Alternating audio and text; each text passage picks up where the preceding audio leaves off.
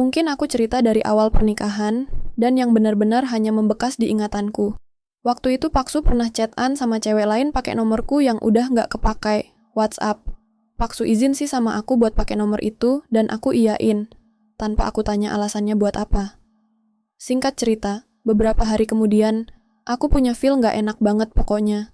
Bawaannya tuh pengen buka HP suami aja. Padahal dari kami pacaran semua akun sosmed, email, password HP, bahkan sampai M-banking pun aku tahu. Tapi tiba-tiba suami ganti password HP-nya.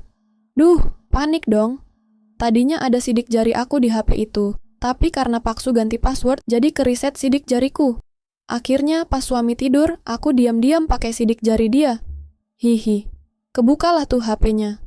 Emang sih WA yang dia biasa pakai itu nggak ada apa-apa. Aku periksa galeri, lokasi, email, history, bahkan sampai ke chat Shopee, Tokped, Lazada, semuanya aman. Cuma aku masih punya feel nggak enak banget tentang HP Paksu. Sampai pada akhirnya, aku menemukan satu folder yang isinya ada APK WB, WhatsApp Business. Oh iya, ini kejadian tahun 2021.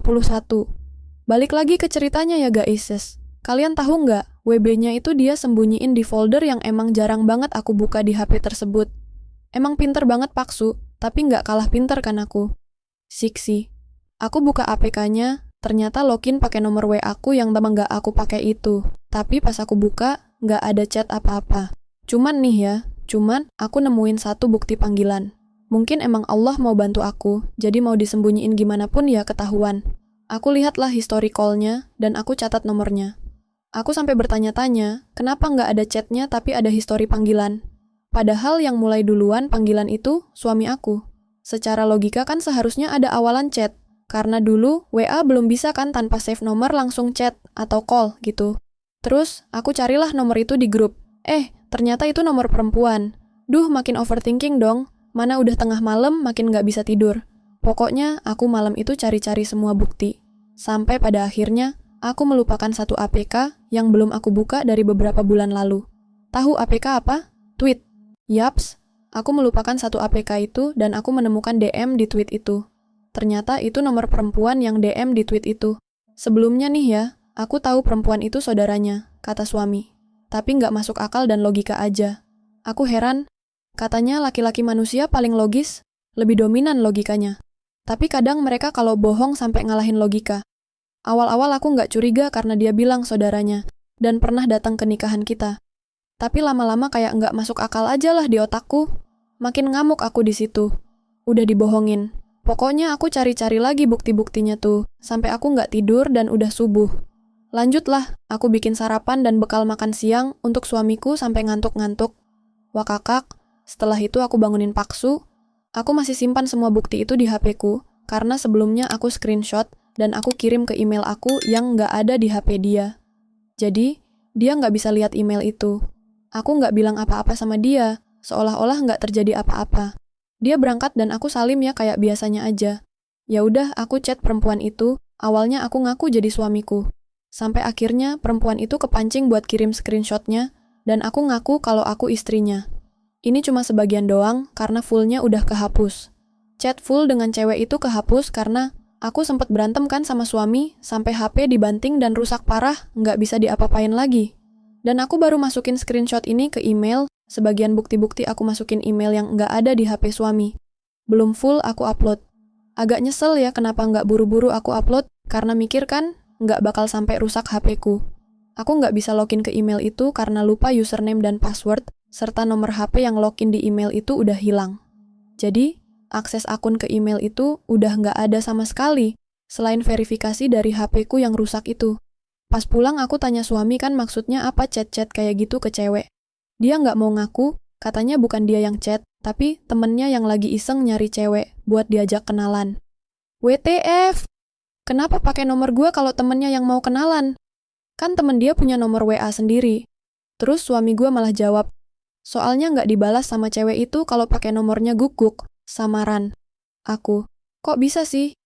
Suami, iya mukanya jelek kali, kan kalau gue ganteng. Dalam hati, najis, pede amat lu, brengsek. Lanjut gue tanya-tanya terus tuh dan jawabannya masih sama kayak yang di atas.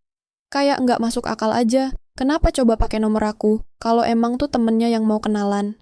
Dan kenapa temennya pas aku tanya, malah nggak mau tahu, dan nggak mau jawab yang bener? Temennya nggak mengakui dia yang chat perempuan itu. Ya udah, akhirnya aku diem-dieman sama suami, dan aku mulai chat keluarganya, mama, tante, dan bapaknya. Aku bilang suami aku selingkuh, dan aku kirim bukti chatnya itu. Sayang banget ini buktinya lengkap, tapi WA aku yang ada buktinya. Ini tuh udah nggak aktif, karena HP rusak, dan nomornya udah hilang. Jadi loginnya susah. Padahal, itu buat bukti di persidangan nanti kalau sewaktu-waktu, amit-amit nauzubillah, cerai. Tapi ya udahlah ya, mau gimana lagi, susah mulihin data. Terus, respon bapaknya sih no respon. Ya bener-bener cuma dibaca doang. Nah, kalau tantenya itu responnya oke deh menurut aku. Mamanya inilah responnya aduhai, disinilah awal aku benci sama mertuaku. Beliau bilang, suami lagi kerja malah dicurigain terus. Gimana nggak curiga orang ada buktinya kok, udah sabarin aja dulu. Anak selingkuh bukannya dibilangin malah dibiarin, nyuruh istrinya sabar. Asal kamu tahu ya, nggak ada yang mau sama kamu selain anak saya. Apalagi kamu udah punya anak satu dan kaki kamu pincang. Degeg! Sakit hati banget gila. Saking sakit hatinya, aku bales. Emang mama siapa? Mama dokter? Bisa asal diagnosis aku pincang. Ini juga sakit karena abis ngelahirin cucu mama ya. Sebelumnya aku nggak pernah sakit kayak gini. Disclaimer. Aku dulu sakit saraf kejepit, jadi cuma kaki kanan aja yang sakit banget. Sampai aku nggak bisa ngapa-ngapain waktu itu, dan bayiku diurus sama orang tuaku. Kata dokter, sakitku ini akibat obat bius yang salah suntik gitulah. Aku nggak ngerti. Jadi sebabnya sarafku terjepit. Aku juga ada alergi pereda nyeri. Jadi susah banget nemuin obat bius yang cocok untukku. Terus karena aku udah emosi parah kan, aku balas gini. Mama tuh punya penyakit kulit seumur hidup, nggak akan pernah bisa sembuh. Aku emang bukan dokter tapi nyatanya emang begitu. Kan udah didiagnosis dokter kalau itu penyakit nggak akan sembuh. Mertuaku ini malah bawa mamaku guys. Katanya, emang orang tua lo udah bener. Udah mulai lo gua beliau, wah kakak. Jelas lah, kalau orang tua saya nggak akan belain anak yang salah. Nggak kayak mama. Ortu lo aja kerjaannya kawin cerai mulu. Itu manusia apa kucing? Anj. Dalam hati. Aku screenshot nih chatnya terus aku kirim ke bapak mertuaku. Lagi-lagi no respon. Aku keep chatnya dari keluargaku. Bahkan sampai tahun 2025 ini pun nggak ada keluargaku yang tahu. Lagi-lagi bukti chatnya nggak ada guys, karena HP ku rusak tadi.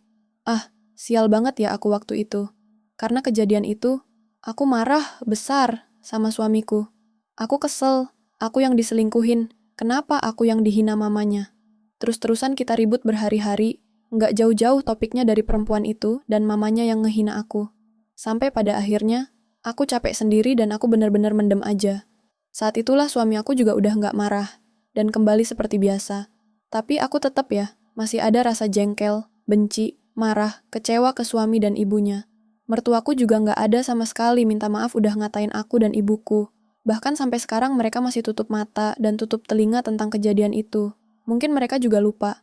Tapi aku nggak akan pernah bisa lupain itu sampai sekarang. Meskipun kadang suka nggak mau inget, tapi masih keinget banget kata-kata boomerku itu.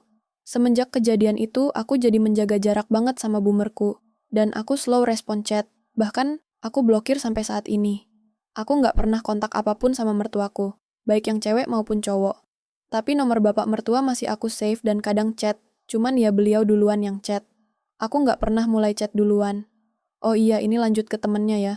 Aku WA temennya yang minjem nomorku tadi, dan aku tanya apa alasannya, dan emang dia apa bukan yang chat cewek itu. Jawabannya pun masih sama kayak yang di awal tadi. Entah mereka kompromi pas di tempat kerja, atau emang temen suamiku ini nggak ngechat cewek itu, atau emang chat cewek itu tapi malu. Entahlah, hari ini aku chat suamiku lagi tentang perempuan itu, dan jawabannya pun masih sama. Jawaban template laki-laki, ya udah terserah kamu, karena aku nggak mau berantem lagi dan nggak ada energi, jadi aku alihin ke topik lain. Hahaha. Tapi dari efek itu, aku jadi nggak percayaan sama suamiku. Aku selalu overthinking dia chat sama siapa-siapa. Aku selalu overthinking kalau dia pulang telat. Aku tuh kayak orang gila, tahu nggak? Tiap hari ngerasa panik sendiri. Ya kalian tahulah, feel istri itu selalu tepat sasaran. Sekian ceritanya dari aku. Terima kasih warga thread. Aku juga punya kejadian kedua kali, tapi ini berangkat kerja bareng ya, sama rekan ceweknya. Ketahuan karena feeling lagi. Hahaha. Kejadian ini di tempat kerja baru suami karena suami resign dari kerjaan dia yang lama. Mana kondisi lagi hamil anak kedua pula, ngerantau jauh dari keluarga aku. Nggak kebayang waktu itu pagi-pagi nemuin buktinya langsung gemeter. Bahkan aku sampai terbujur kaku beberapa jam di pojokan. Mungkin sebagian orang bilang lebay karena suami nebengin perempuan lain. Tapi bagiku ini berdampak besar, sebab aku udah trauma berat, karena suamiku selingkuh pas masih pacaran juga. Dan bodohnya malah aku terusin sampai nikah. Bukti mereka udah tweetan lama karena aku taunya mereka saudara. Jadi, aku nggak curiga. Ternyata mereka nggak saudaraan. Wah kakak, emang anje cowok kalau mau bohong, nggak masuk logika. Lihat tanggalnya Maret-April 2021, di mana aku lagi hamil anak pertama aku. Mbak, pas anak kedua itu kebobolan karena KBIUD ku geser dari posisi sebelumnya. Pun aku hamil, masih ada KB di dalamnya. Aku juga nggak tahu kenapa bisa, mungkin emang takdir. Tapi semenjak anak kedua lahir, suamiku berubah. Alhamdulillah. Cuma ya akunya yang masih suka overthinking nggak jelas. Hehe. Karena trauma kan. Doakan saja semoga suamiku dan aku terus bisa memperbaiki diri, dan suamiku tidak mengulanginya lagi. Untung waktu itu masih chat, belum sampai ketemuan sama cewek itu.